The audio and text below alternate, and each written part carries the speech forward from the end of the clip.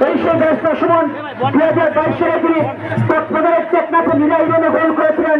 তিনি জানিয়ে দিলেন যে ব্যস্ত সুমনকে আমরা প্রিয় দর্শক হাততালি দিয়ে অভিনন্দন জানাবো। হাততালি দিয়ে অভিনন্দন প্রিয় মাতৃপতিবাসী, আমরা হাততালি দিয়ে শেখ হাসিনা মিনি ফুটবল স্টেডিয়ামের যে সকল দর্শক রয়েছে আমরা হাততালি দিয়ে অভিনন্দন জানাবো।